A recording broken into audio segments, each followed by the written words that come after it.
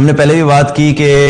ہم اللہ کو اس وقت پکارنا شروع کرتے ہیں جب ہماری زندگی میں مشکلات آتی ہیں، مصیبتیں آتی ہیں، پریشانیاں آتی ہیں، بیماریاں آتی ہیں، مالی تنگی آتی ہے، اولاد کے ایشوز آتے ہیں.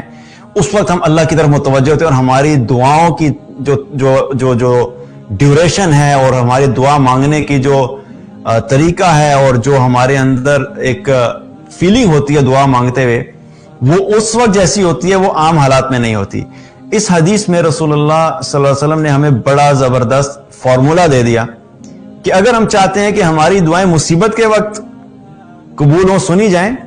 تو فراخی کے دنوں میں جب اللہ نے مال عطا کیا ہے، جب اللہ نے صحت بھی دی ہوئی ہے، جب اللہ نے رزق میں وسعت بھی دی ہوئی ہے، جب گھر بھی ٹھیک ہے، اولاد بھی ٹھیک ہے، جاب بھی ٹھیک چل رہی ہے، بزنس بھی ٹھیک چل رہا ہے، سب چیزیں آپ کو عافیت والی لگ رہی ہیں، تو اس وقت اللہ کو زیادہ سے زیادہ پکاریں. کیونکہ جو انسان اس وقت اللہ کو زیادہ سے زیادہ پکارتا ہے اور کثرت سے دعائیں کرتا ہے، پھر جب اسی انسان پہ مشکلات آتی ہیں، مصیبتیں آتی ہیں، پریشانیاں آتی ہیں، تو اللہ سبحانہ تعالیٰ اس کی مصیبتوں اور مشکلات میں بھی اس کی دعاؤں کو جو ہے وہ قبول کرتا ہے. اس کی وجہ کیا ہے کہ اگر دیکھا جائے تو اللہ سبحانہ تعالیٰ کو اپنے بندے کی عاجزی بڑی پسند ہے، اور وہ عاجزی صرف مصیبت کے حالات میں نہیں بلکہ فراخی میں بھی، جب حالات اچھے ہیں. کیونکہ بندے تو ہم اللہ کے ہی ہیں، وہی اللہ جو ہمیں رزق دیتا ہے، وہی اللہ جس نے ہمیں اس دنیا میں بھیجا، وہی اللہ جو ہماری موت کے فیصلے کرتا ہے، وہی اللہ ہے جو ہمارے لیے دنیا میں جو بھی سچویشن چل رہتے ہیں وہ سب فیصلے وہی کر رہا ہوتا ہے. تو جب ہمارے اوپر آئیڈیل سچویشن ہوتی ہے اور ہم اللہ کو بھول جاتے ہیں، تو پھر اللہ سبحانہ تعالیٰ بھی تو دیکھتا ہے نا اپنے بندے کو کہ میں نے جب ساری نعمتیں اس کو دی تھی،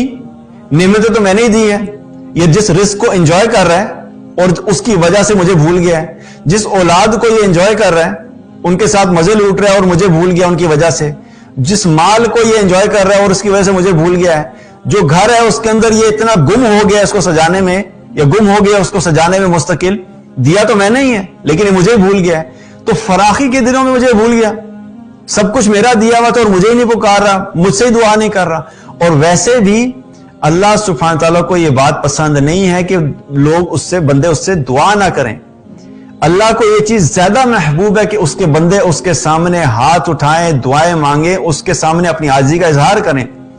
اور یہ ویسے بھی دعا کا نہ مانگنا کیا ہے، یہ ایک قسم کی تکبر کی بھی نشانی ہے کہ ہم زبان سے تو نہیں کہتے لیکن ہمارا عمل اس چیز کی جو ہے وہ تصدیق کر رہا ہوتا ہے، ریفلیکٹ کر رہا ہوتا ہے کہ ٹھیک ہے، ہمیں کسی کی ضرورت نہیں ہے، بھائی میری گاڑی بھی ہے، میرا گھر بھی ٹھیک چل رہا ہے، میں مزے کی زندگی گزار رہا ہوں، مجھے کسی کی ضرورت نہیں ہے. تو انسان کے اندر ایک فیلنگ ہوتی ہے کہ نہیں، بس سب چیزیں میرے کنٹرول میں ہیں، میں بالکل ٹھیک ہوں. اور جو ہی چیزیں آؤٹ آف کنٹرول ہوتے ہیں تو پھر ہمیں اللہ یاد آ جاتا ہے. اس لیے کیا ہے، اس حدیث سے کیا پتہ لگتا ہے کہ اللہ سبحانہ تعالیٰ کو فراخی کے دنوں میں کثرت سے پکارنا اور اللہ سے دعائیں کرنا، تو جو شخص ایسا کرتا ہے تو پھر جب مصیبت کا وقت آتا ہے، آزمائشیں آتی ہیں، پریشانیاں آتی ہیں، تو اللہ سبحانہ تعالیٰ اس وقت بھی اپنے بندے کو پھر یاد رکھتا ہے. کیونکہ اس بندے نے اللہ کو فراخی کے دنوں میں یاد رکھا تو اللہ اس کو مصیبت کے دنوں میں یاد رکھتا ہے. تو فراخی کے دنوں میں کثرت سے دعا کرنا کیا ہے کہ اس سے بھی اللہ تعالیٰ دعائیں قبول کرتا ہے.